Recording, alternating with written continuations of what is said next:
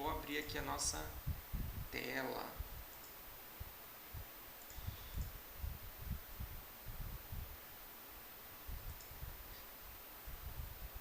Estão conseguindo ver já a tela do meu computador aqui? Tá aparecendo aí para vocês? Façam um sinalzinho aí, beleza. Beleza. Tá. Então ontem nós finalizamos, né, a nossa aula falando sobre as doações para o ECA. Ficou alguma dúvida sobre isso, meninas? Ficou assim algum questionamento? É uma coisa assim, que eu gosto de falar bastante sobre essas doações para o ECA, que como eu disse para vocês ontem, né, é um dinheiro que já iria para o governo de qualquer forma, né? A diferença é que, ao invés de a gente mandar diretamente para o governo, a gente direciona parte desse valor ali para o município e o município faz a distribuição desse valor entre as entidades cadastradas nesse projeto, né, do Estatuto da Criança e do Adolescente. E aqui na cidade de Sinop nós temos aí o orfanato, que está cadastrado, nós temos a CAOPA, que está cadastrada, nós temos a APAI, né? E são assim instituições que eu particularmente assim valorizo demais o trabalho deles, né? Eles fazem um trabalho incrível, principalmente, por exemplo, a APAI, né, que vive de tão pouco recurso e eles ainda conseguem atender tantas crianças, né? Crianças, jovens e adultos que permanecem lá na APAI. Vamos continuar então aqui com o nosso conteúdo. O nosso próximo ponto é a parte dos inventários, né? Aqui dentro da declaração de imposto de renda, então nós temos o espólio, né? O que é o espólio? Vamos ler aqui um pouquinho do conceito do espólio. Se o inventário da pessoa falecida não foi concluído, a declaração de imposto de renda deve continuar ocorrendo. Veja só. A ficha precisa ser preenchida com os dados do inventariante, ou seja, quem vai administrar os bens do contribuinte falecido.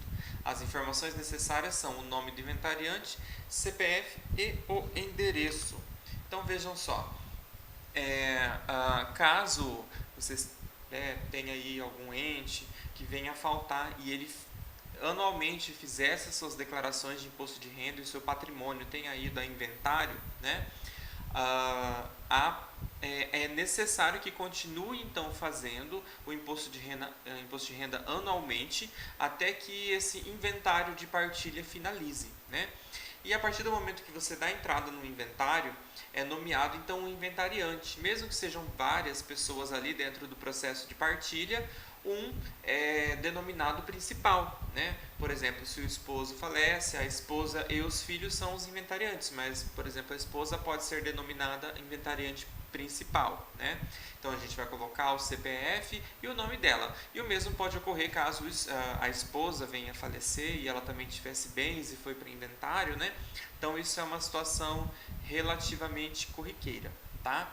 Então essa é a nossa ficha de inventário, né? do espólio, na verdade. Quando o contribuinte está passando pelo processo de inventário, ele faleceu e seus bens foram ao inventário, né? Processo de partilha, nós precisamos então declarar o espólio, né? O inventariante principal que está lidando com essa partilha, beleza? Dúvidas, dúvidas, dúvidas? Alguém já tinha ouvido falar sobre isso? Assunto novo, né? Viu só? Então já começamos marcando um ponto positivo aqui hoje, é um assunto novo para vocês. Caso o contribuinte tenha feito... Nossa próxima tela é sobre as doações a partidos políticos. Este ano, por exemplo, a gente vai ter muito sobre isso, né? Nós tivemos o quê? As eleições municipais, não é verdade? E durante as eleições municipais é muito mais comum que as pessoas físicas tenham feito doações do que, por exemplo, nas eleições para presidente, governador, né? As pessoas acabam doando mais para os partidos e os seus políticos, né, afiliados ali, por exemplo, vereador ou prefeito, e fazem as suas doações como pessoa física. Então é uma coisa que este ano vai ser comum de nós encontrarmos, tá? Pessoas que fizeram doação. Tassiel, mas como que eu vou lançar essa doação? Ele vai falar o valor doado e eu vou lançar? Não. Ele tem que apresentar um recibo, né? Quando você faz uma doação a um partido político ou a um candidato político, é gerado um recibo dentro do sistema do TSE, né? Que é o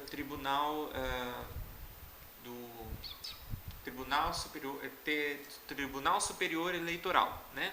É gerado um recibo lá dentro e esse recibo você precisa receber para poder lançar as informações corretamente dentro da ficha de doações a partidos políticos, tá? Vou mostrar aqui para vocês como que é o procedimento. Aqui, espólio, vamos fechar. Doações a partidos políticos e candidatos. O mesmo padrão, né? A gente clica ali em novo para fazer o cadastro e nós temos aqui então o CNPJ. Mas Tassel, foi doado direto para o candidato, para o vereador. Tudo bem, mas cada vez que você vai fazer uma doação a um candidato e esse candidato, né, já está ali pronto para fazer a sua campanha política, é gerado um CNPJ, né, para essa campanha política. Então você nunca vai doar diretamente para uma pessoa, você vai doar para uma campanha política, né, e ela tem um CNPJ. Tá? Esse CNPJ é administrado lá pelos vereadores e tal, então a gente vai lançar o CNPJ, colocar o nome da campanha política, né, e o valor doado. Existem algumas regras sobre as doações dos valores, mas quem estipula essas regras, né, dos valores mínimos e máximos é o próprio TSE, né? Então a gente não vai se ater aos limites de doação, mas os limites de doação são estabelecidos com base nas declarações de imposto de renda dos anos anteriores. Porque, por exemplo, um assalariado que ganha um salário mínimo não pode doar 10 mil reais para um partido político, né? Ele não tem renda para isso. Então ele tem que ter uma renda compatível com essa doação.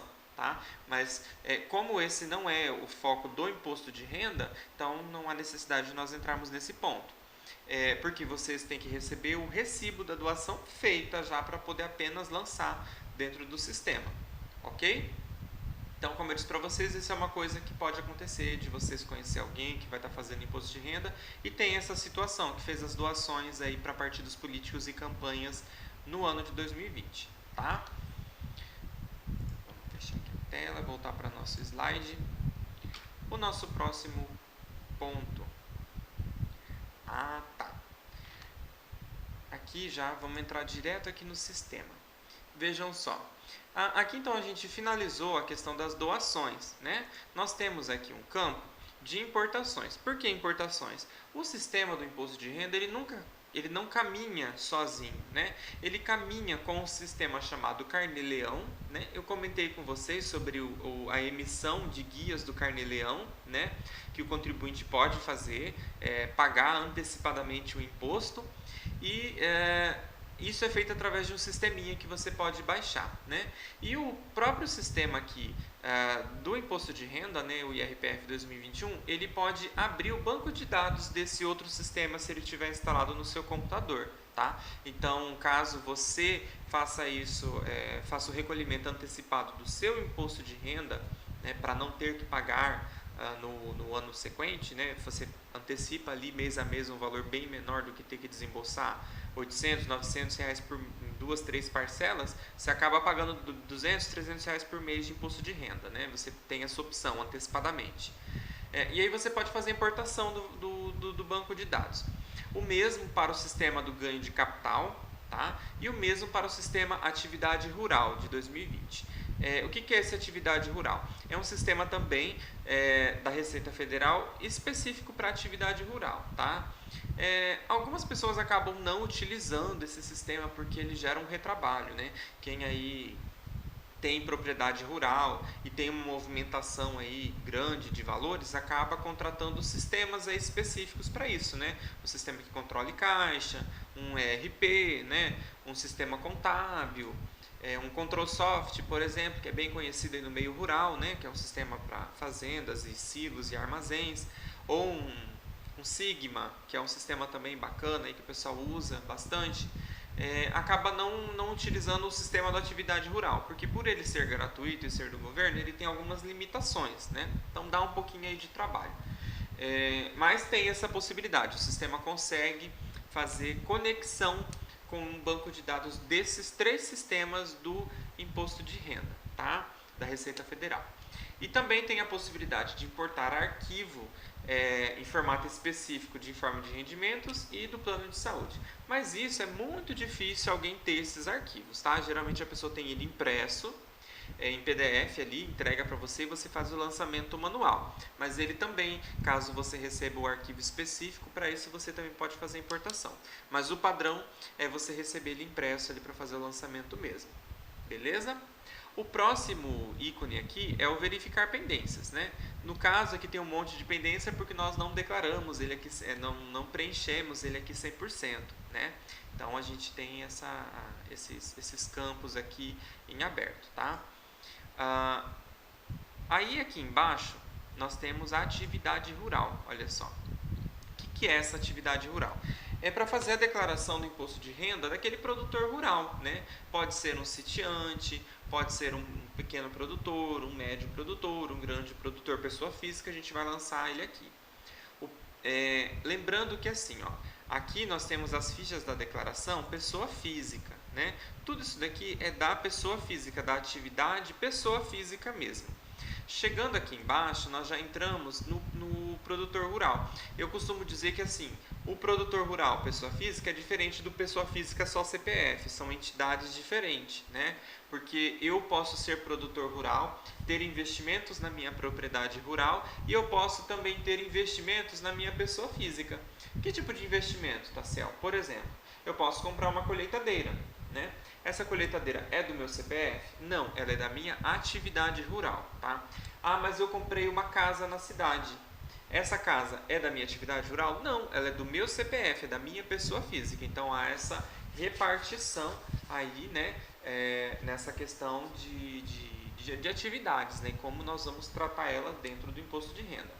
Claro que as terras, nós vimos que nós temos que lançar aqui em bens de direito, né? Caso nós tenhamos aí uma fazenda, um produtor que possua fazenda, nós temos aqui, ó, imóvel rural, nós vamos lançar o imóvel rural aqui, tá? Mas a atividade rural dele nós vamos lançar nesses outros tópicos aqui que eu vou estar mostrando para vocês agora.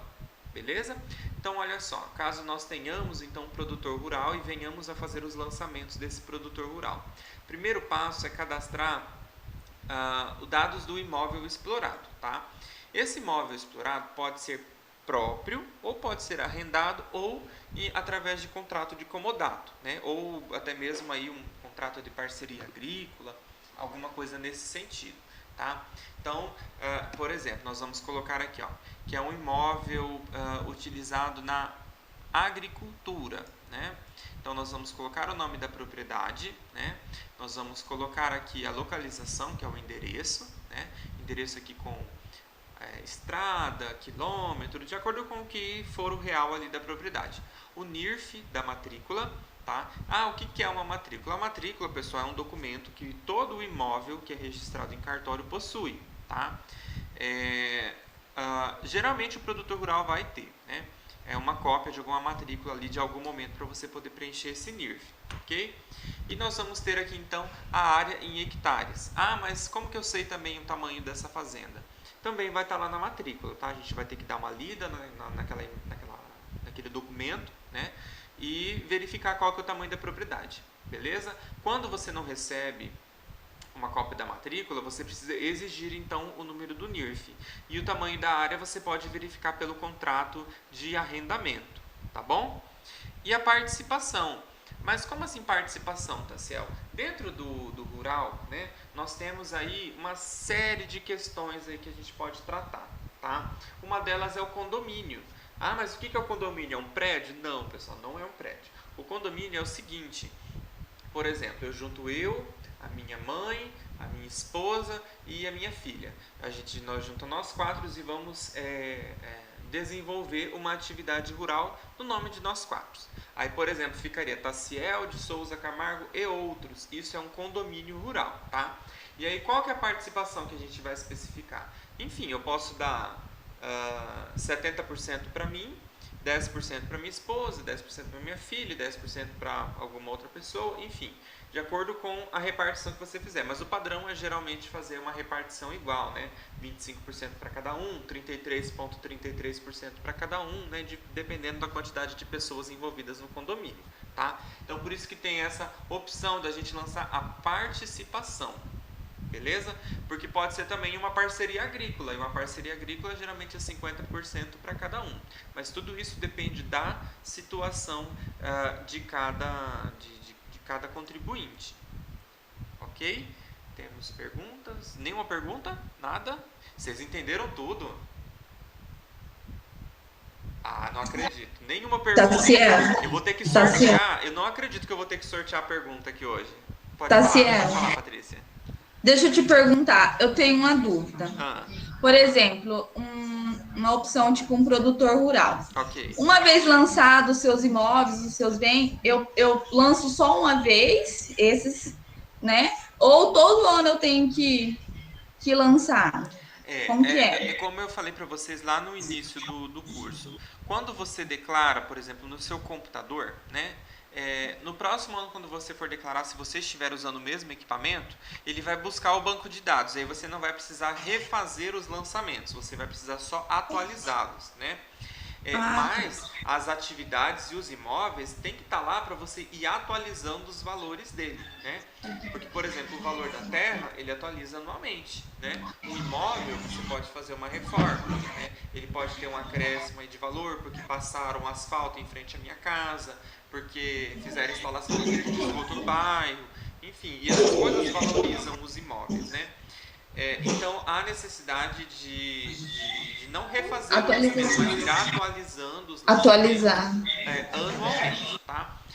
E além da possibilidade de você reutilizar sempre o mesmo computador para fazer essa declaração, você pode ir lá dentro da pasta onde ficou instalado o programa, né, do imposto de renda e copiar o banco de dados dela e fazer de backup, né?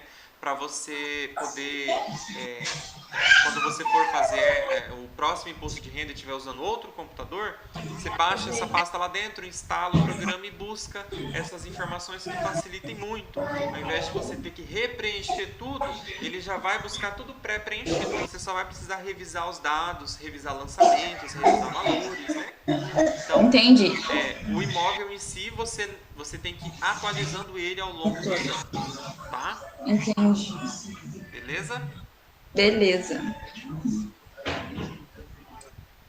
Então vamos voltar aqui. Tá. E aí nós continuamos aqui na condição da exploração. Propriedade única ou posse, né? Quando o contribuinte sozinho explora essa terra, né, na atividade agrícola. O condomínio, que é o que eu acabei de falar para vocês, quando junta aí dois, três, quatro pessoas para desenvolver a atividade, e aí existe um percentual para cada um. E nós temos também o formato de parceria, tá? A parceria agrícola já é uma coisa que eu quero entrar nesse assunto porque eu gosto de falar sobre isso. A parceria agrícola ela é muito interessante, tá? Porque assim, por exemplo, dentro do imposto de renda da pessoa física de uma propriedade normal, num condomínio, por exemplo, a incidência de imposto de renda sobre os lucros dessa atividade vão ser de 27,5%. Esse é o imposto de renda padrão, tá? Já na atividade rural, através de parceria agrícola, contrato de parceria agrícola, o imposto de renda direta é de 1,5%, tá? Então a alíquota direta de 27,5% cai para 1,5%. Isso é uma redução imensa, né? Mas em que sentido que eu vou ter uma parceria agrícola? Bom, a maioria dos nossos produtores rurais em todas as nossas regiões aqui do Mato Grosso, e eu julgo até dizer o Brasil, trabalham em parceria mesmo que eles não saibam, né? Porque, por exemplo, geralmente é um pai e um filho, né? Que estão ali desenvolvendo atividade rural. Aí geralmente acontece até de abrir inscrição estadual no nome do pai e depois abrir inscrição estadual de um arrendamento no nome do filho, né? Mas com contratos individuais ali, depois acaba tributando 27,5% em cima da lucratividade desse produtor. Mas eles estão trabalhando em parceria, né? Ambos estão desenvolvendo atividade. Então, haveria possibilidade sim de se fazer um contrato de parceria para esses produtores rurais com o intuito de reduzir a sua carga tributária de forma lícita, né? Se existe a parceria, por que não utilizar então esse benefício fiscal, né? Outra situação, quando irmãos desenvolvem uma atividade rural, né? Enfim, ou acontece muito também de produtor rural se juntar em dois para poder desenvolver um pequeno confinamento, né? Isso é bem comum, né? Porque não é todo produtor rural também que tem é, recurso em caixa para construir um barracão gigantesco para agregar ali tantas cabeças de animais, ou para tocar a questão da compra de tanta ração, né, que os animais consomem, e depois eles acabam se juntando, confinam aí 500, 200, 300, 400, 500 cabeças e depois vendem e repartem os lucros, né? Mas caso não seja feito um contrato de parceria, a lucratividade dessa operação ela vai ser tributada em 27,5%, né? O que é um valor bem expressivo, né? Caso haja então um contrato de parceria, o valor cai para 1,5% na alíquota direta. Tá? Então isso daí é uma coisa bem importante, mas que é pouco difundida entre o meio rural. A gente vê que o meio rural tem avançado muito, mas ele não tem assim na questão das tecnologias, né? Mas o produtor rural em si ainda não avançou muito na questão administrativa e de gestão, né? Eu acredito que isso é um desafio para as nossas próximas gerações, né? Da nossa em diante, né? Porque aí o produtor mais antigo, aí os nossos pioneiros, eles acabam sendo um pouco reticentes, né, a aceitar esse tipo de situação, né, de fazer contrato e tal. Eles acabam indo pelo caderninho ainda, né? Mas é uma situação que a gente pode vir a tratar, né, com o passar dos anos, que são o desenvolvimento das parcerias agrícolas, tá certo? Então nós temos também o arrendamento, né, a propriedade comum ao casal e outras, tá? Mas outras aqui é meio difícil ter esse outras porque as principais situações já estão listadas aqui do código de 1 a 5, tá bom? Então a gente vai preencher, né, o imóvel explorado e vai colocar qual que é o tipo de contrato que ele tem. Então se eu coloco condomínio, propriedade ou arrendamento, ele vai automaticamente entender que a tributação dessa atividade rural é uma, né? Se eu coloco parceria, ele vai entender que a tributação dessa atividade rural é outra, tá? Taciel, Oi, pode falar, tô ouvindo. por exemplo, Aham. meu esposo ele tem uma inscrição estadual que tá. Eu não sei se entra dentro dessa opção que você falou. Ele criou uma inscrição estadual assim, com essa parceria. Ou outros, no caso. Aham. Como que fica? Entra também essa Se, se tributação? for se for de fato um contrato de parceria agrícola, né, existe até algumas especificidades aí de como preencher as notas fiscais de venda, né? Você tem que colocar um P ali de parceria em alguns lugares, né? Se for nesse Sério? formato, você vai lançar a exploração do imóvel através da parceria, tá? Aqui você vai cadastrar lá o imóvel dentro da parceria agrícola, tá bom? E no caso, quando é contrato de arrendamento? A gente muda aqui então para arrendamento, né? Assim, claro que você pode ter um imóvel que você arrendou para desenvolver uma atividade de parceria, né? Tem essa possibilidade de chegar a acontecer. Só que caso isso aconteça, você vai priorizar lançar o quê? A parceria, tá? Porque meio que sobrepõe, né, a atividade. Você arrendou, mas você não vai estar desenvolvendo sozinho. Então o que eu vou colocar aqui? Eu vou colocar que é uma parceria e vou lançar o meu percentual de participação dentro dessa parceria agrícola. Beleza? Beleza. Vamos continuar aqui então. Ó, então a gente cadastraria então o nosso imóvel explorado aqui nessa ficha aqui de dados do imóvel explorado. Então depois nós temos aqui as receitas e despesas, né? Por exemplo, os valores, né, que a gente lança, né, dessas receitas e despesas do produtor rural é uma coisa muito, como que eu vou dizer para vocês, muito inconsistente, né? Porque nós não temos assim um lugar para me colocar aqui, olha, eu tenho a nota fiscal de venda tal, tal, tal e tal, e eu tenho a nota fiscal de compra tal, tal, tal e tal. A gente coloca valores, né? Mas como que eu vou ter certeza desses valores? O imposto de renda pessoa física do produtor rural, da atividade rural, ele deve ser feito com base nos pagamentos e nos recebimentos, tá? Mas o que você quer dizer com isso, Taciel? O produtor rural, às vezes acontece de comprar muita coisa a prazo, né? Principalmente insumo agrícola. Eu quero comprar aí, faz um pedido lá na Mosaic aí de $200.000 para pagar no mês de fevereiro de 2021, né? Então ele compra esse produto lá no mês de novembro. Né? Esse valor não vai entrar dentro da declaração de imposto de renda dele, só vai entrar os pagamentos, tá certo? Então, por exemplo, assim, eu tenho notas fiscais de 2019, mas que eu paguei em 2020, né? Então, esses valores pagos em 2020 que vão entrar dentro do imposto de renda do produtor rural. Ah, Taciel, mas recibo vale? Não, recibo não vale, tá? Contrato vale? Depende do contrato, tá certo? Se é um contrato, por exemplo, de prestação de serviço, por que o prestador de serviço não emitiu nota? Né? Tem que ter uma explicação. Né? Tá tendo, então, uma sonegação fiscal nesse sentido? Né? Então, eis a importância aí dos documentos fiscais e da organização contábil ao longo do ano. Né? O produtor rural precisa fazer uma escrituração das suas notas de compra e venda e, além dessa escrituração, manter um financeiro mais organizado, né? No sentido de estar enviando ali para a contabilidade, por exemplo, o que está sendo pago ao longo do ano, porque com isso que nós vamos então formalizar valores para lançarmos aqui na receita e na despesa, tá?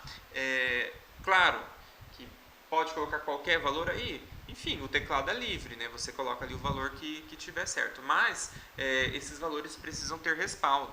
Porque acontece muito de produtor rural cair na malha, né? Por causa de valores que eles colocam aqui, né? Por exemplo, eu posso colocar aqui minha receita bruta de 1 milhão e colocar que eu tive despesas de custeio e investimento na casa dos 2, 3 milhões. Né? E a gente fala assim, milhão, meu Deus, mas um produtor rural é bem comum alcançar esses valores, né? Principalmente se ele cultivar a partir dos 500 hectares, 800 hectares, é muito comum um produtor rural alcançar essa casa dos milhões. Dá a impressão que é um dinheiro gigantesco. É um dinheiro grande, mas as despesas também para poder tocar a atividade também são tão grandes quanto os valores dos recebimentos, né? E muitas vezes acaba ainda assim gerando prejuízos, né? Por conta das atividades, tá? Taciel, a gente acaba que não consegue estar mandando todas as notas para a contabilidade, né? A gente acaba mandando aquelas com os valores, igual você falou, mas, né? Mas eu vejo assim, eu tenho um aplicativo aqui, aqueles notas MT, a gente vê que tudo que é emitido cai lá, né? Mas assim, o que acontece? Os escritórios de contabilidade, aí a gente entra num ponto da organização, né? Os escritórios de contabilidade, eles não fazem a baixa das notas fiscais, principalmente de compra, se você não mandar um comprovante de pagamento, né? E como eu disse para você, o imposto de renda ele deve ser feito em cima do pagamento e do recebimento de valores. Então, se eu recebo a nota fiscal lá e não tenho claro, o escritório de contabilidade vai acessar o XML das notas ali pelo Cefaz e tal, né? Mas se não tem, ele vai lançar também, né, todas essas notas de entrada e de saída. Mas se eu não recebo um informativo do pagamento dessas notas, como que eu vou fazer a baixa, né? Outra coisa, os produtores rurais, a partir do ano passado, a grande maioria que fatura a partir, se não me engano, de 6 ou 7 milhões, tornou-se obrigatório o preenchimento do livro caixa do produtor rural, né?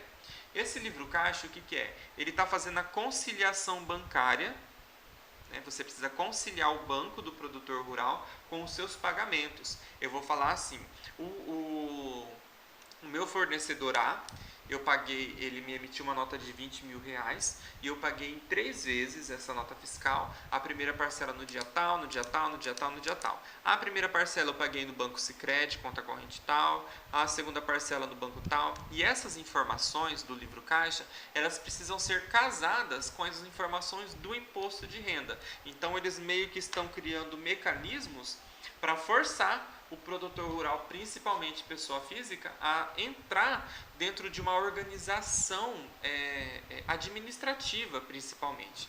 Porque assim, a grosso modo, Patrícia, vou usar esse português bem direto, né? A gente vê que, por exemplo, assim, uma empresa, se ela é mal administrada, ela não vai bem, ela quebra, né? O produtor rural, quando ele não é muito bem administrado, ainda assim ele consegue oferir algum lucro. Entende? Por quê? Por conta de, por exemplo, a nossa região é muito próspera, né? né? Aqui tudo que você planta cresce, e cresce muito, né? E cresce assim com abundância, né? Se você plantar soja, vai dar muita soja. Se você plantar milho, vai dar muito milho. Mas é necessário que o agricultor ele comece a desenvolver maneiras de se enquadrar nessa realidade administrativa que as empresas já têm se enquadrado, né? Hoje a gente ainda vê muita empresa ainda anotando coisas em caderninho, né? O produtor rural, ele com o passar do tempo, ele vai precisar ter uma organização maior, né?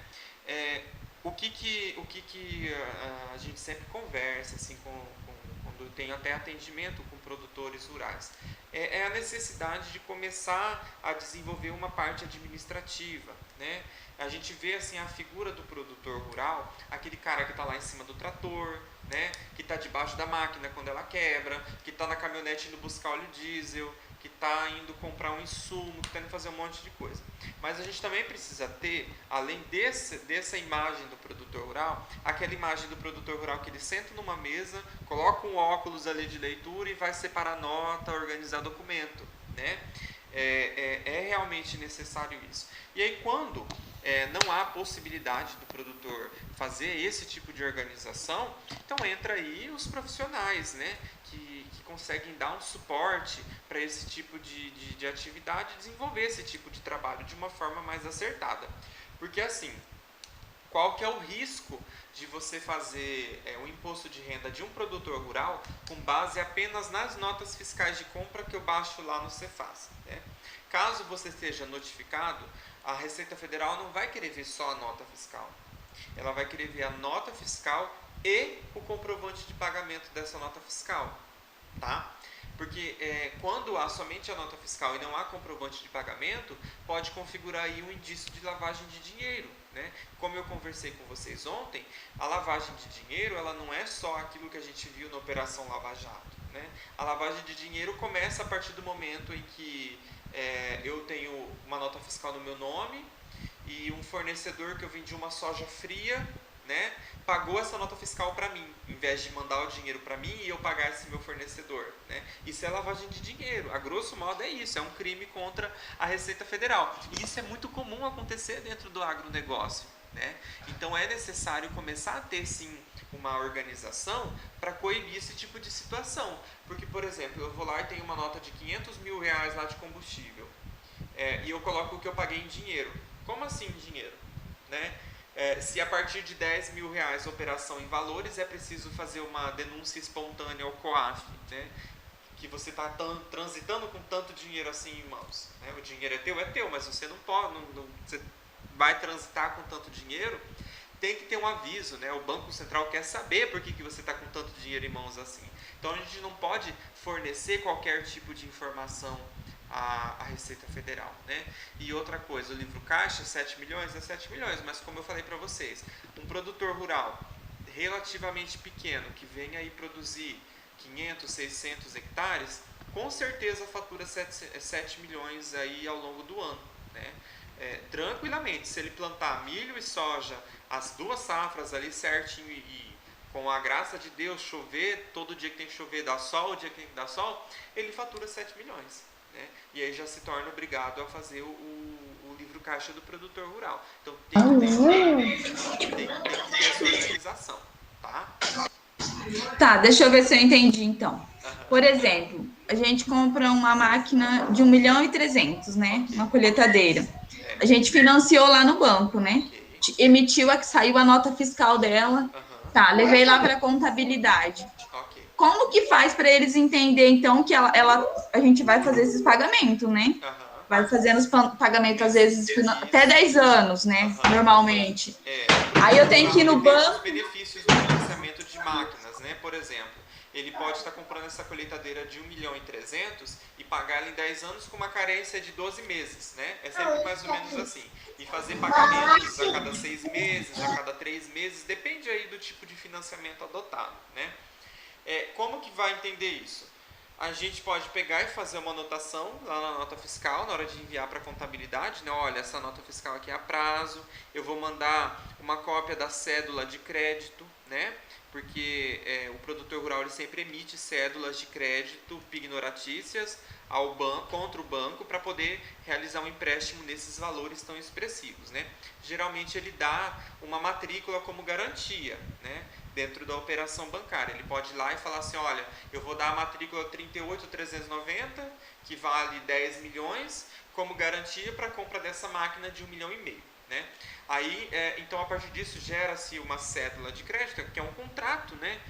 A grosso modo, é um contrato aí de empréstimo. É necessário mandar para a contabilidade uma cópia, né, desse contrato de compra e venda junto com a nota da máquina, né? É uma parte da organização que a gente pode fazer. Fiz o pagamento, fiz o pagamento de uma parcela dessa cédula, então eu mando um informe ali para a contabilidade, olha, no dia tal eu fiz o pagamento desse valor, né? É necessário ter esse tipo de organização financeira, sim. Tá, Patrícia? É bem importante, na verdade. Por quê? Vou te explicar, vou continuar a explicação do porquê que eu sei que é muito importante. Não é nem porque eu acho, é porque eu tenho certeza mesmo, né, que é importante. Existe muito pagamento indevido de imposto, né? O produtor rural paga muito imposto, às vezes indevido. Por exemplo, existem muitas situações que o produtor rural às vezes paga ICMS, principalmente de movimentação de mercadoria, de frete, mais alguma coisa, que às vezes nem precisaria pagar se tivesse um controle administrativo mais conciso, né? E com o imposto de renda não é diferente, tá? Se eu não controlo aquilo que eu estou comprando, na hora de fazer o cruzamento dos dados para fazer os lançamentos dentro do imposto de renda, qual é a certeza que eu tenho de que eu estou lançando os valores corretos? Né? Eu não tenho certeza se eu não tenho controle financeiro. Aí quando vai lá fazer o imposto de renda, a sua despesa está baixa e a sua receita está altíssima. E daí 300 mil reais de imposto de renda a pagar. E aí o produtor rural vai dar um pulo de 2 metros para trás, porque toda a lucratividade que talvez ele fosse ter naquele ano que foi por água abaixo por falta de administração financeira, principalmente, né? Dessa questão desse acompanhamento financeiro mais conciso. Claro que aí existem os produtores rurais que têm uma desconfiança enorme em passar as informações para escritório, principalmente, né? Eu não vou ficar falando para eles não, eles vão lançar imposto.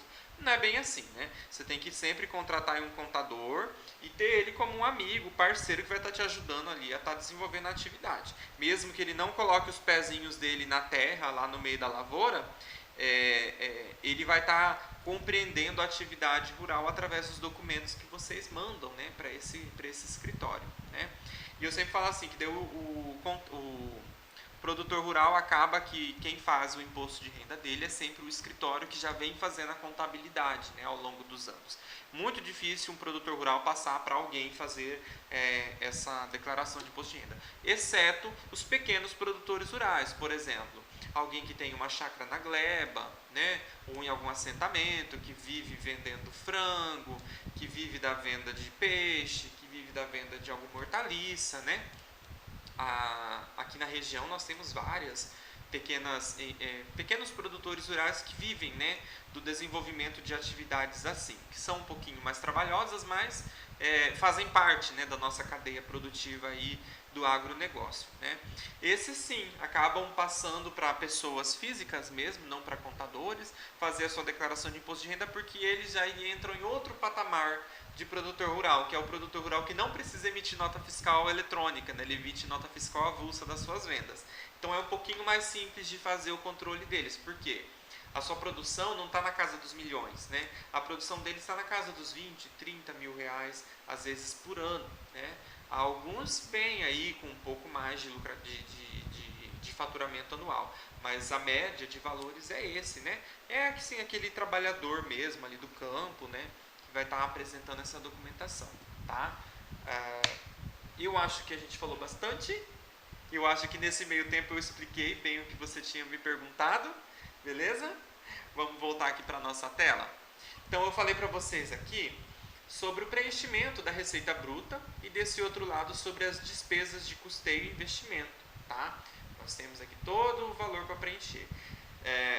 Não é, como eu tentei explicar para vocês, não é tão simples chegar aos valores, né? É necessário então fazer todo um acompanhamento da parte financeira do produtor rural ao longo do ano, para que então nós possamos lançar aqui os valores de forma correta, tá?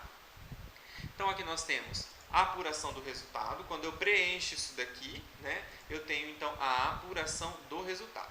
Eu havia comentado com vocês na aula de ontem sobre os prejuízos acumulados de anos anteriores. O produtor rural, ele é beneficiado por isso, né? Ele pode acumular prejuízos de anos anteriores. Mas o que é isso, Tassel? Por exemplo, um produtor rural nem sempre vai auferir o lucro, ou vai auferir um lucro contábil, tá? Vamos tratar então de lucro contábil, não de lucro real, tá? Lucro contábil. O que é um lucro contábil? Não sei qual é a formação de cada uma de vocês, né? Mas o lucro contábil seria a diferença entre as despesas e as receitas, né? Um produtor rural, por exemplo, ele pode adquirir uma propriedade rural nova e começar a investir nela. E essa propriedade rural não ter aquele retorno imediato, mas essa propriedade rural vai ter um retorno superior às suas despesas ao longo dos anos. Inicialmente, esse produtor ele vai acumular prejuízos, né? Mas não significa que a atividade dele não esteja indo bem, né? Porque esse produtor rural pode ter comprado a propriedade, ele pode estar construindo um barracão em cima dessa propriedade, ele pode ter comprado máquinas, ele pode ter comprado um rebanho, né? Ele pode ter, vamos pensar aqui, ter feito uma correção de solo muito pesada, né? Muito custosa, então ele vai ter sim um investimento muito maior do que as suas receitas. Porque, por exemplo, áreas novas hoje, para ter uma produtividade padrão, ela precisa de pelo menos 5 anos aí de correção de solo. Então você imagina um produtor rural investindo 5 anos, né, para ter uma área nova, e essa área nova ter um padrão de produtividade bacana, né, atingindo as métricas aí dos seus vizinhos e tal. Então isso gera sim um prejuízo, né, que às vezes ele ultrapassa então esse lucro contábil. Então quando esse prejuízo ele gera, né, quando a gente faz os lançamentos das receitas e despesas e as receitas ultrapassam aqui as despesas, ele vai gerar um prejuízo a ser compensado nos anos posteriores, né, nos próximos anos. Então, por exemplo, caso o produtor rural tenha um prejuízo acumulado de R$1 milhão de prejuízo, que vem aí de 2017, 2018 e 2019, eu vou lançar ele aqui, nessa ficha, tá? Então, caso em 2020 esse produtor tenha auferido um lucro contábil, né, que geraria imposto de renda, e ele tenha prejuízos acumulados anteriores, eu vou fazer o lançamento, vai abater um valor sobre o outro. Então pode acontecer de um produtor que teria imposto de renda a pagar e ele teve prejuízos a compensar de exercícios anteriores, lançamos aqui o prejuízo, zera o valor do imposto a pagar, tá? Mas como que eu sei o valor do prejuízo de anos anteriores? Nas declarações, né, na declaração anterior, vai ter o prejuízo atualizado, né? Acontece também de gerar um novo prejuízo. Então, por exemplo, assim, gerou um prejuízo atual de 500 mil e eu tenho mais 500 mil de prejuízo do ano anterior. Então, para o ano de 2021, eu vou ter R$1 milhão de prejuízo para compensar, né? Com certeza, em algum momento, esse prejuízo vai ser compensado, porque nenhuma atividade no mundo sobrevive de prejuízo, né? Em um momento ela vai dar lucro, né? Então, uma hora ou outra, esse prejuízo vai zerando até que ele acabe, tá? Mas pode acontecer de dar outro prejuízo, de ter um outro investimento, o produtor rural comprar uma outra propriedade, começar todo o ciclo de investimento de novo. Isso é super comum, né, dentro da atividade rural, principalmente em arrendamento. Tem produtor rural que às vezes arrenda terras pequenas, várias terras pequenas, uma do lado da outra, e faz ela de uma plantação só. E para poder fazer isso, ele tem que fazer correção de solo. Então investe muito dinheiro na correção de solo dessas áreas. Então gera sim um prejuízo contábil, porque a sua venda de grãos vai ser menor que os investimentos, né, que a compra de insumos, de máquinas, de equipamentos e despesas, tá? Então, aqui a gente vai ver essas informações. E a gente ainda tem as opções de optar pelo limite de 20% ou pelo resultado, tá? A tributação do imposto de renda sobre 20% ou pelo resultado. Como que eu sei qual que é o melhor? Eu simulo. Eu clico em um, vejo qual que é o valor que deu aqui a pagar, clico em outro e vejo qual que é o valor que deu a pagar e escolho o melhor para o contribuinte, né? Ou no caso que ele venha pagar menos imposto, tá bom? aqui. Tem outra coisa importantíssima. Quando a gente pega, então, o imposto de renda de um produtor rural para fazer, a gente acaba realmente tendo que fazer infinitas perguntas para ele, né? O que acontece? Vejam bem, vou citar aqui um exemplo bem clássico mesmo para vocês de uma operação que o produtor rural faz. Ele vai lá e faz um pedido de semente. Por exemplo, agora nós estamos plantando do milho, né? Agora no Mato Grosso todo, aqui na região, eu acredito que no Mato Grosso do Sul, ali Goiás também esteja num período parecido com o nosso, está ocorrendo a planta do milho, né? Muitos produtores já até terminou de plantar, mas é o período da planta do milho. E a maioria dos produtores está se preparando já para a próxima safra, né? A próxima safra de soja e milho, que vai acontecer no ano de 2022, né? Final de 2021/2022. E ele vai lá e me compra a semente de soja, né? Essa semente de soja, ela vai ser faturada somente, não vamos usar o exemplo do milho. Essa semente de milho para 2022 vai ser faturado entre janeiro, fevereiro e março de 2022. E eu vou lá e faço um adiantamento de R$500 mil dessa semente, né?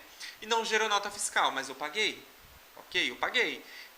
Eu vou lançá-la nas minhas despesas? Não, porque não tem documento fiscal, né? A nota fiscal vai ser emitida em 2022. Então aqui eu tenho um campo específico para isso, olha só. Apuração do resultado não tributável. Adiantamentos recebidos por conta de venda para entrega futura. Tá? Então aqui eu tenho os valores que eu posso lançar. Tá? Isso daqui também acontece com o produtor que vende grãos e solicita adiantamento, né? Algumas empresas, como por exemplo a Bunge, ela faz esse tipo de negociação. Você vai lá, faz um contrato de venda de soja que você ainda nem plantou, né? E dado o momento você precisa aí de 30% do valor adiantado, né? Então você pode escolher, claro que eles vão te cobrar um juro enorme sobre esse adiantamento, né? Mas aí você também pode lançar então o recebimento desse valor, que ainda vai ser feito nota fiscal futuramente, tá? Então tem esse campo aqui embaixo para a gente fazer esse tipo de lançamento. Para saber esses valores, eu preciso conversar com o produtor rural e conhecer a realidade dele, tá? Mas é interessante a gente ficar sabendo como que funciona isso.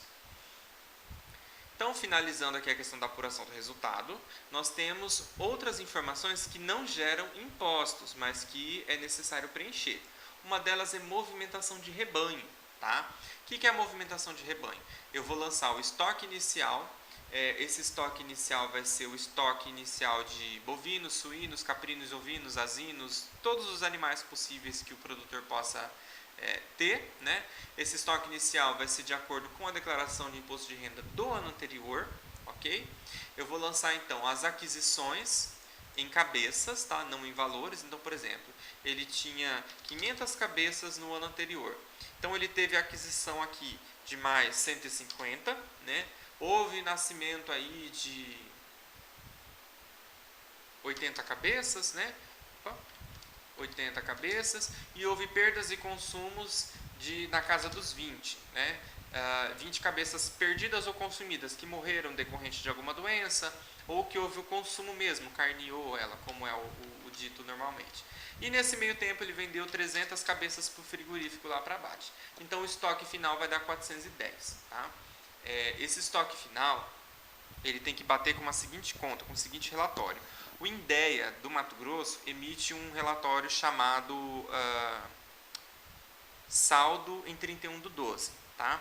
O ADPará, aí para nossa amiga Edileuza, né, que é do Pará, é isso, Edileuza? Você é do Pará, né, Edileuza? Eu acho que é.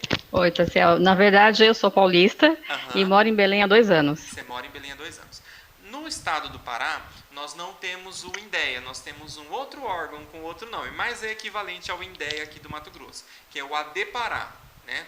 O ADPará, ele não fornece essa lista do estoque de gado em 31/12. Mas a gente consegue esses valores ali de outras formas dentro do sistema deles. Eles não têm uma facilidade tão grande ainda. Eu vejo que o Pará é um estado muito promissor, né? As pessoas falam que alguns lugares ali do Pará é a Sinop dos anos 80, né? Tá começando agora, então tem um fluxo de gente enorme, um futuro muito brilhante. Então eu acredito que com o passar do tempo vai sim avançar muitos sistemas, né? O Pará é um estado gigantesco, tem muita terra produtiva, né, para ser desbravada. Muito embora esteja dentro da Amazônia Legal, existem algumas dificuldades aí para fazer sua produção, mas ele ainda vai avançar muito nesse sentido, né? Então aí ficamos com o exemplo do Pará, que em vez de se chamar INDEA, se chama AD Pará. Cada estado vai ter então um nome, né, para os seus órgãos. Assim como no Mato Grosso nós temos o Cefaz, no estado do Pará nós temos a Cefa, né, e assim por diante, né? Mas a ideia principal é sempre a mesma, né? É sempre a mesma forma de conseguirmos a documentação, tá? Então aqui a gente vai ter lançado. O estoque final ele tem que estar exatamente o mesmo em 31/12, tá? De cada produtor rural. Okay? Isso vale para bovinos, buvalinos, suínos, caprinos, ovinos, qualquer tipo de animal que esse produtor rural venha a possuir. Tá? Nós precisamos lançar o estoque. Como eu disse, isso daqui não gera imposto, mas gera informação. Tá? É informação que a gente tem que preencher para o produtor rural. Beleza? Ainda não é 8 horas, então a gente ainda tem bastante tempo. Nós temos os bens da atividade rural, que no caso é a compra de máquinas e equipamentos, né? Máquinas e equipamentos, por exemplo, equipamentos e veículos de tração animal, motores e implementos agrícolas em geral, né? Aqui eu vou estar lançando um trator, uma colheitadeira, prédios, galpões, estábulos, mangueiras, currais, aviários, comportas, canais, açudes, barragens, né? Cada um aí para o seu tipo de atividade desenvolvida, né? Outros bens vinculados à atividade rural, bens móveis, imóveis e equipamentos da atividade rural, né? Aqui tem campo para fazer o preenchimento, né, das informações. Mas que informação eu coloco? Por exemplo, uma colheitadeira. Eu vou colocar a marca dela, o ano dela, o chassi ou número de série. Vou colocar aqui informação se ela foi comprada à vista, a prazo, através de cédula de crédito, se ela já está quitada. Vou colocar o número da nota fiscal de compra e a data dessa nota fiscal. Vou fazer um serviço bem detalhado, tá, pessoal? Quanto mais informações a gente coloca, mais completo fica o serviço, né? E a gente sempre tem que pensar assim, ó, que as futuras gerações que vão chegar depois de mim são totalmente idiotas, eles não sabem nem ler. Então, quanto mais detalhado tiver, é mais fácil para outra pessoa compreender, tá? Eu sempre uso essa seguinte ideia. O próximo que pegar aqui vai ter que entender. Vamos pensar que ele não sabe ler direito. Aí ele vai ter que ler aqui e vai entender porque eu deixei bem detalhado, tá? E a gente vai colocar aqui o valor também desse bem, ok? Aqui eu posso colocar, então, todos os bens relacionados à atividade rural, tá? Não estamos falando aqui mais de propriedade, estamos falando de bens móveis, né? Máquinas, equipamentos, galpões, né? Silos, pequenos silos e pequenos armazéns. Então a gente vai estar colocando essas informações aqui, tá? E depois nós temos então dívidas vinculadas à atividade rural. Poxa, Tassel, o que é isso? Meu Deus do céu! Dívidas vinculadas à atividade rural são os empréstimos. A grande maioria dos produtores rurais vivem de empréstimos, né? Eles tiram de um empréstimo para pagar outro, de um empréstimo para pagar outro. Eu, inclusive, acredito que eles tenham aí um rodízio de bancos, né? Banco do Brasil, Banco da Amazônia, Banco Sicredi, Banco Sicobi. O Santander está tentando entrar nessa jogada aí, vai pegar também lá com o Santander. Então eles fazem aí, Banco Cargill, a Cargill também faz muito empréstimo para produtor rural. Nós precisamos lançar essas dívidas, tá? Mas como que eu tenho acesso a essas dívidas? Através dos contratos mesmo de dívida lá, dos contratos de financiamento, tá? Vou lançar então as informações, os valores, tudo aqui dentro dessa discriminação e vou fazendo a evolução dessa dívida com o passar dos anos. Essa dívida era de R$1 milhão, eu paguei 200 mil, ela caiu para 800. Então, 2019 1 milhão, 2020 800 mil. Até que essa dívida zere. Quando ela zerar, você não vai precisar mais lançar o contrato dela porque ela já vai ter se extinguido. Tá bom? E aqui ele mostra de novo importação, AR, que é a atividade rural. Lembra que eu falei para vocês aqui em cima que ele tinha a opção de importar? Ele tem, né? Só que como eu falei para vocês, eu acho um programa um pouco mais difícil, dá um pouco mais trabalhoso, né? É mais fácil você utilizar aí um sistema contábil ou um sistema aí administrativo mesmo para poder estar fazendo essas análises. Ou até mesmo planilha, né? Dá para fazer controle dessas coisas relacionadas à atividade rural em planilha, né? Dá para construir uma planilha com as suas especificidades de acordo com o que você desenvolve e ter aí um resultado positivo, né? Nem tudo é regra, né? Nada é regra nessas questões. Aí a gente pode adaptar de acordo com a necessidade, tá? Então eu acredito que a gente encerrou essa parte da atividade rural. Restou alguma dúvida aí entre vocês? Foi um absurdo tudo que eu falei? Ninguém conhecia nada, estão conhecendo agora? Como é que é? Quero saber. Vou ter que sortear alguém para falar aqui? Como é que é? Na verdade, eu não conhecia nada. Tudo isso para mim é novidade. Toda essa questão da parte rural, de verdade, eu nunca tinha visto. Eu entendo. Você morava em região metropolitana em São Paulo? Sim, eu morava na capital, na Zona Oeste. Então é super diferente mesmo, né? Inclusive, eu acho que quando você chegou em Belém do Pará, você deve ter se assustado com a quantidade de mata, né? Se você foi de avião, Caraca, meu Deus, a mata gente e vai água. pousar no rio? Bem isso, viu? Porque olha, tudo aqui, né? Enfim, para você ir para lugares assim, tipo Ilha do Marajó, Salinas, você tem que pegar barco, entendeu? Então, é uma realidade Tudo de diferente. barco. Aqui onde nós moramos, aqui na região de Sinop, nós já não temos esse contato assim tão grande com mata, né? Com a natureza em si. Claro que nós temos muita natureza aqui é a porta da Amazônia, né? Mas já é tudo muito diferente, né? É um lugar assim bem diferente. Lembra muito as capitais também. Mas aqui é tudo muito ligado ao agronegócio, né? Não sei como que é a economia aí de Belém do Pará, mas eu acredito que seja mais comercial do que agrícola, né? Eu sei que tem os portos, né, que fazem as exportações aí nas redondezas, mas eu acredito que não é tão rural quanto a gente, né? Não, não é. Aqui também o forte é a pecuária, né? Aham. Então, assim, Belém é um dos maiores exportadores de carne do Brasil. Olha que interessante esse dado. Aham. Muito bom, né? Mas é um mercado a crescer, sabe? Eu vejo que é um mercado a crescer.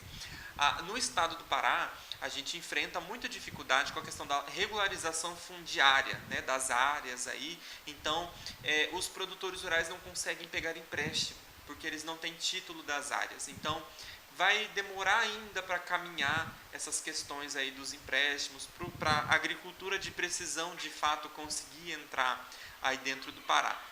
Mas eu acredito que em breve o governo do Pará, né, vai promover serões, né, para fazer a regularização fundiária dessas terras, né? No Mato Grosso, há muitos anos atrás, foi assim. Um belo dia o governo falou assim: poxa, eu acho que se eu fizer regularização fundiária, o povo vai ganhar dinheiro. Fizeram regularização e dito e feito, né? O estado cresceu 200% em 20 anos, né? A gente que mora aqui na região há mais tempo, acho que visualizou nitidamente esse crescimento, né? Através da agricultura, lógico. E hoje a gente vê grandes indústrias vindo para cá cada vez mais, se instalando, né, e gerando emprego, gerando renda e movimentando a economia, né? E isso é muito bom em todos os sentidos. A gente vê o avanço do trabalho administrativo, a gente vê o avanço do trabalho braçal na lavoura, das empresas, enfim, a cadeia produtiva do agronegócio ela é muito extensa, né? Ela vai muito longe. Aqui então a gente é muito habituado a falar do agronegócio também. Claro que do comércio muito, né? Que o comércio também é enorme, mas o agronegócio é muito marcante aqui na região. Mas muito bom então compartilhar um pouco dessa informação com você, viu, Edileuza? Espero que apareçam agricultores aí para você poder ver e se interessar mais e aprender mais sobre o agro. Com certeza, e colocar o curso em prática também. Exatamente. Mas vai aparecer, fica tranquila, te garanto que uma hora ou outra aparece. Tá certo. Então a gente encerrou aqui a nossa parte do agronegócio, né? Praticamente um mini curso dentro do nosso curso de imposto de renda, porque não tem como eu só falar para vocês, olha, lança aqui, lança aqui, lança aqui. Eu tenho que explicar um pouquinho, né, como chegar nos valores. Realmente não dá só para fazer explicar como lançar. Porque se eu for só explicar como lançar é fácil, né? O sistema ali fala. Só que como chegar nos valores que é um pouco mais difícil, né? Então o nosso próximo ponto aqui é uma outra coisa que teve um crescimento muito sensível agora na pandemia, né? As operações na Bolsa de Valores, né? Então aqui a gente tem a renda variável, tá? Meu Deus, como que a gente vai preencher essa renda variável? Gente, isso daqui é uma coisa assim, como que eu vou dizer para vocês? É uma coisa realmente difícil. A renda variável é bem difícil, tá? É necessário muita informação do cliente, né, do contribuinte, para você preencher as operações com day trade, né, que são as operações que eles fazem na bolsa de valores, porque tem pessoas, gente, que vai lá e vive disso, né. Bolsa de valores dá para ganhar muito dinheiro, dá para ganhar, nossa, rios de dinheiro, mas dá também para perder até a sua dignidade lá dentro, né, se você não souber trabalhar dentro dela. E aí tem, dentro dessas questões, as operações de day trade, que é a compra e venda de ações. Você compra ação por R$1 e vende ela por 2, 3, 4, se você der sorte, por 300% do valor que você comprou. Claro que o governo quer a parte deles nesse lucro, né?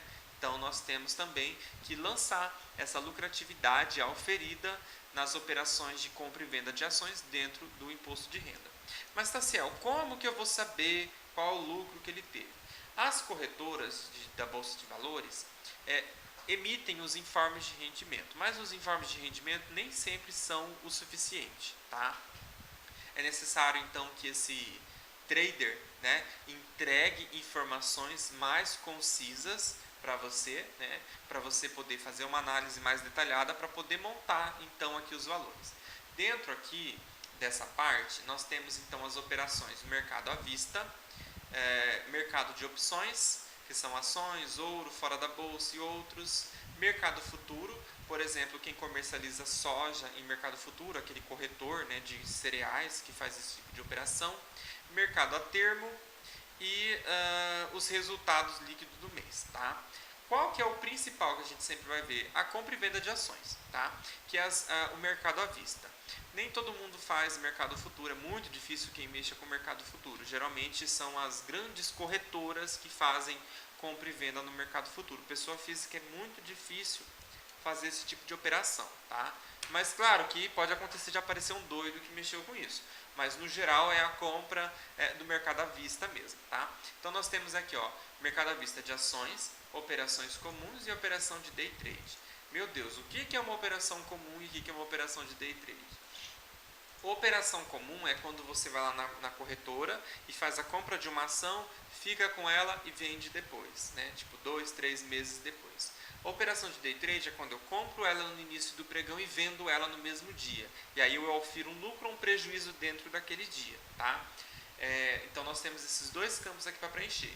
Como que eu vou preencher? Com informações que o cliente for passar, que o contribuinte for passar para você, tá? Você vai conseguir essas informações dentro dos informes de rendimento e dentro das planilhas desse trader, né?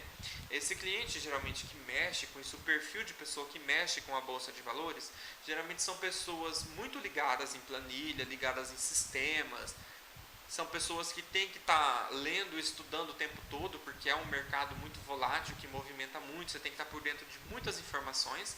Então são pessoas um pouquinho mais ligadas na questão administrativa e organizacional. Então é um perfil de cliente ou contribuinte mais fácil de lidar, tá? Então se você falar para ele assim, olha, eu quero ver um extrato da sua movimentação no mês de janeiro, ele vai ter uma planilha que ele mesmo fez lá do mês de janeiro, mostrando o que ele comprou, o que ele vendeu, o que ele ganhou, o que ele perdeu. Porque como a lucratividade é muito volátil, ele pode ter um lucro de 200% na compra da ação X e ter um prejuízo de 200% na ação Y. E aí uma pela outra zera o lucro dele, ele sai no prejuízo, né? Ele trabalhou à toa naquele dia. Então eles fazem geralmente muita planilha, muito estudo, enfim, eles têm muita questão relacionada a isso. Então é um perfil mais fácil de lidar por conta dessa alta demanda de informação. Então eles vão estar muito ligados nessa questão. Então a gente vai fazer o preenchimento mês a mês, tá? Olha só, mês a mês a gente tem o preenchimento. E além de ter o preenchimento das informações do day trade e das operações comuns, nós temos que preencher os impostos de renda na fonte do mês, tá? Por quê?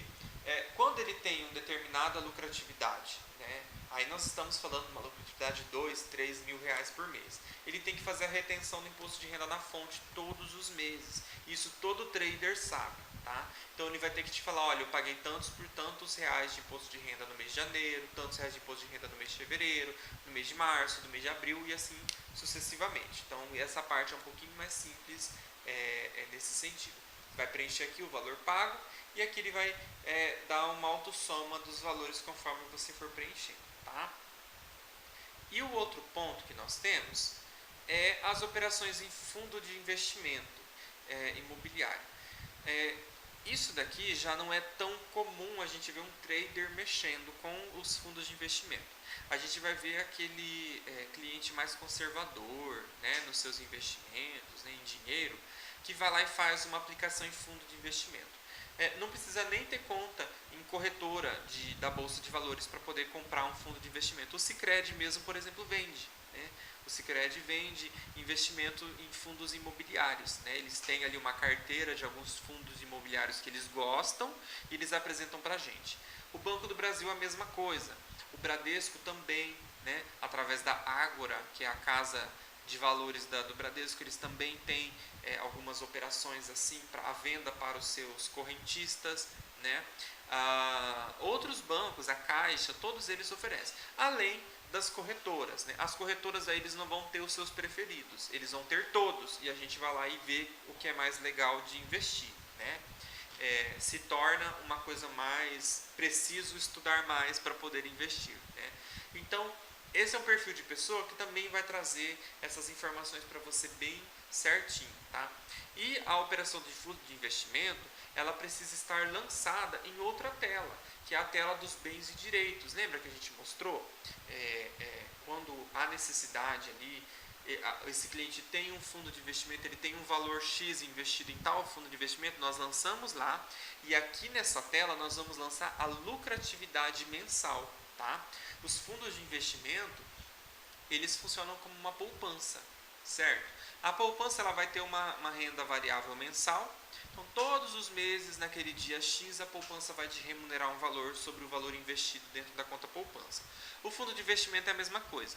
A diferença da poupança para o fundo de investimento é que o fundo de investimento pode dar um lucro infinitamente maior que a poupança, ou pode dar um prejuízo também e você não ganhar nada naquele mês, mas também você não acaba perdendo dinheiro, mas também não ganha, né? E a diferença é que você não pode resgatar com facilidade esse dinheiro investido. Você vai lá e investe no fundo de investimento para 1, 2, 3, 4, 5 meses, 10 meses, tem gente que investe para 10 anos, e esse fundo de investimento é uma empresa aí que faz investimento imobiliário ou no mercado de capitais, enfim, e ganha um dinheiro. E ele vai lá e distribui dinheiro para quem investiu dentro desse fundo de investimento. E aí você vai preencher, então, mensalmente... A Karine acabou de entrar em contato conosco. Vamos mandar o gravado para ela, não tem problema. Nós vamos lançar aqui, então, os resultados líquidos mês a mês. Tá? O fundo de investimento, geralmente, quando ele dá um lucro, ele já retém do contribuinte o valor do imposto de renda, tá? Ele retém na fonte.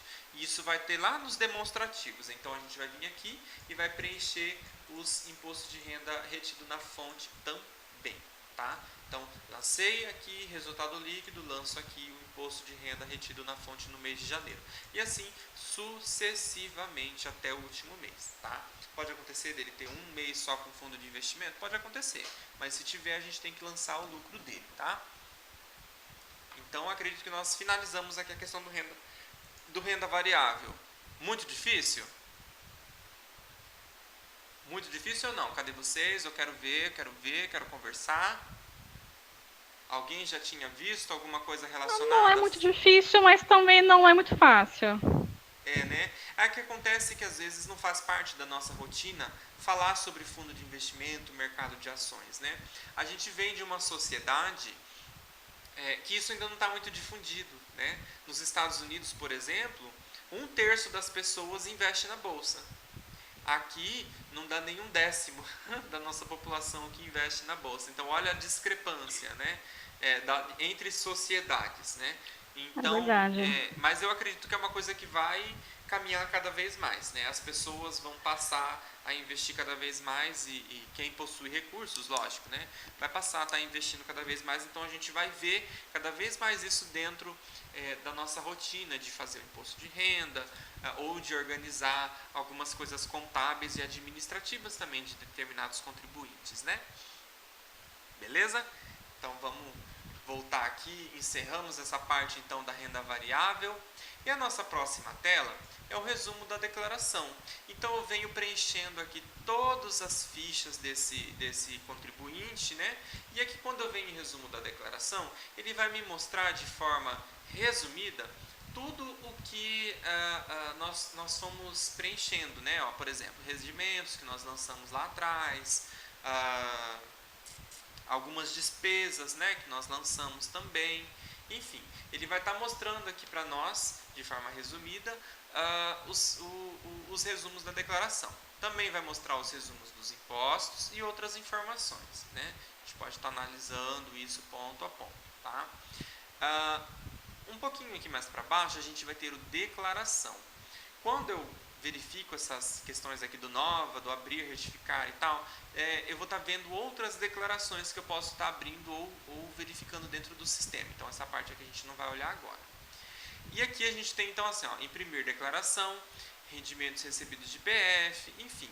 E aí, eu chego aqui num ponto bem aqui, ó. DARF de devolução do auxílio emergencial.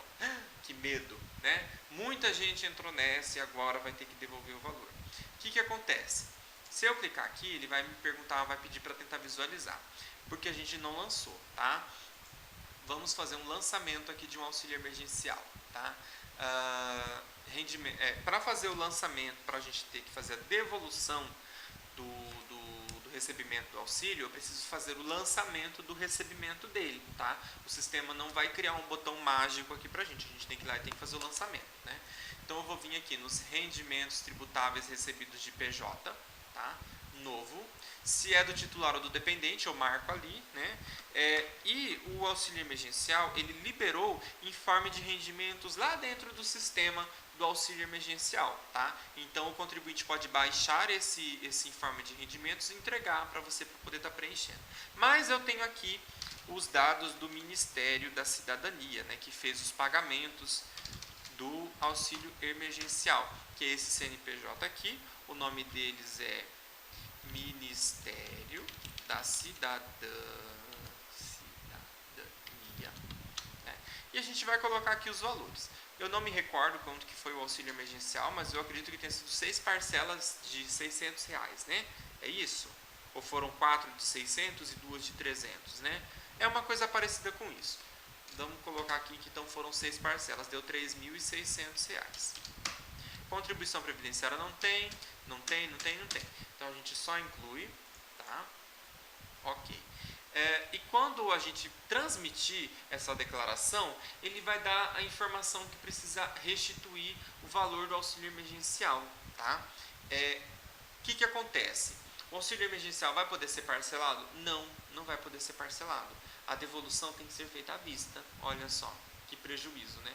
Quem solicitou sem precisar solicitar, dançou agora, né? Que vai ter que desembolsar um dinheirão de uma vez só, né? Então, daqui ele ainda não vai aparecer, porque só vai aparecer se eu transmitir, aí não tem como eu transmitir aqui para simular para vocês, tá? Mas no momento da transmissão ele vai mostrar que houve então recebimento indevido do auxílio emergencial e que agora é necessário devolver. Vou poder parcelar? Não vou poder parcelar, tá? O auxílio emergencial vai ter que ser devolvido até o dia 31, deixa eu ver aqui, deixa eu confirmar.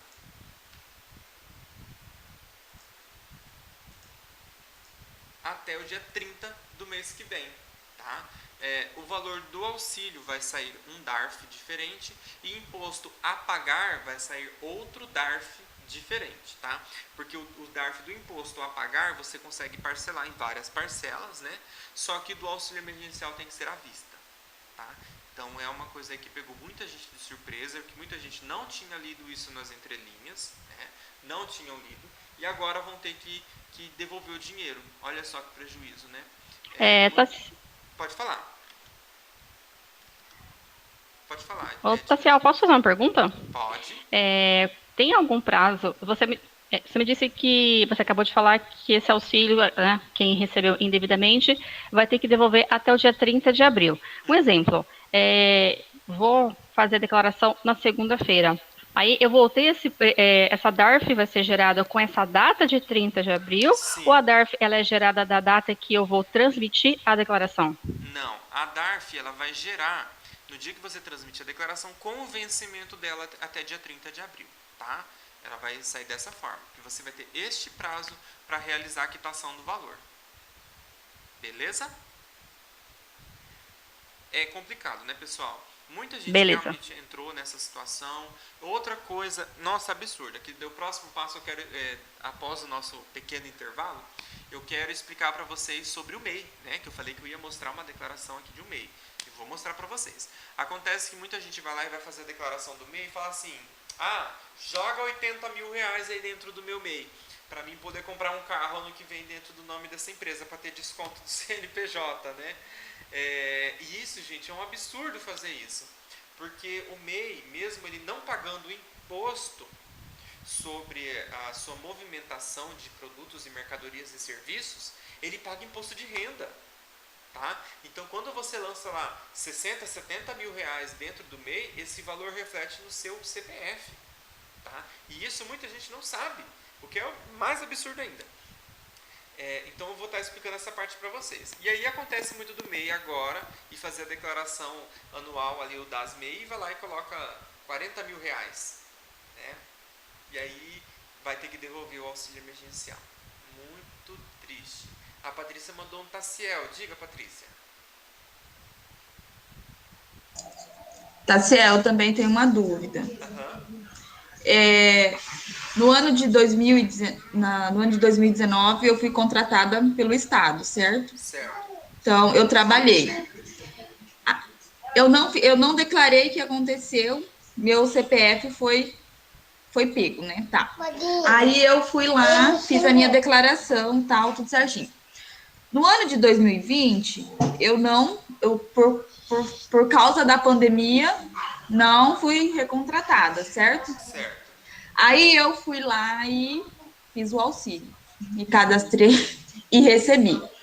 Aí o que acontece? Eu conversei com a menina que faz para mim a declaração, ela falou assim, como eu não tive nenhum rendimento, eu não preciso declarar, né? Certo. Mas tipo assim, eu recebi as parcelas do auxílio. Mas as parcelas do auxílio, elas não vão somar mais que 4, 5 mil reais, né?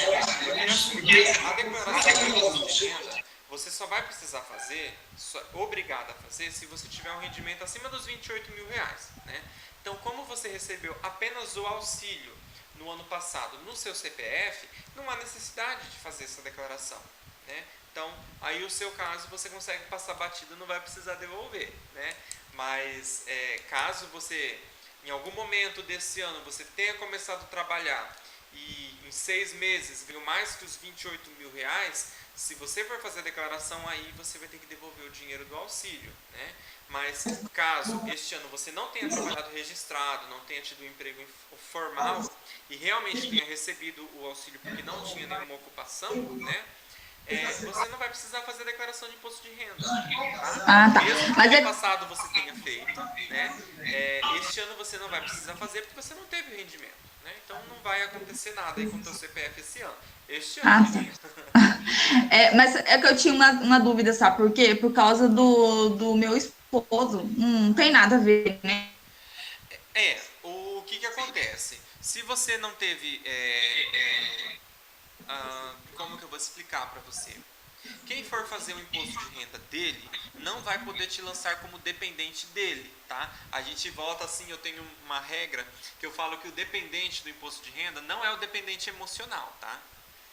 Pode ser dependente emocional dele o tanto que você quiser, mas não é dependente financeiro quando você tem renda, tá? Então, se você teve renda do auxílio emergencial, não se enquadra como dependente financeiro dele mais.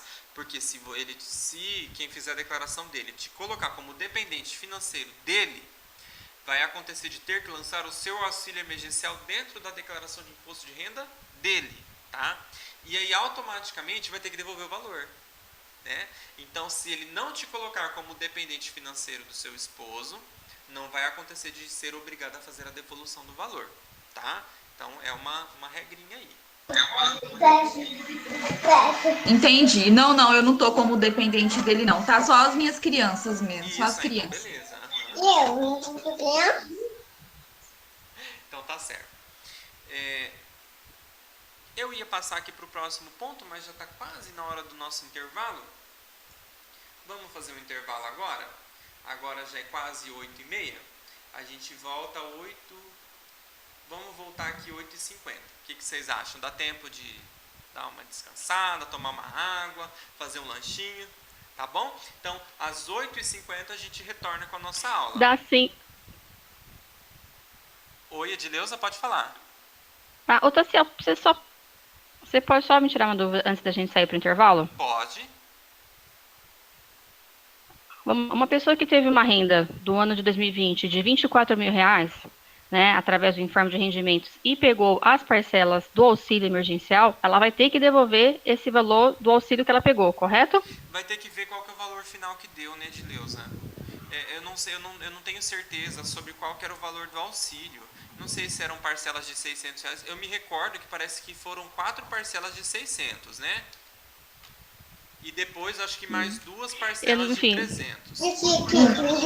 Mas tinha de 1.200 também. Ah, sim, para as chefes de família, né? Para as mulheres que eram chefe de família, se não me engano, tinha mesmo esse auxílio de R$ 1.200. Vai ultrapassar e vai ter que devolver.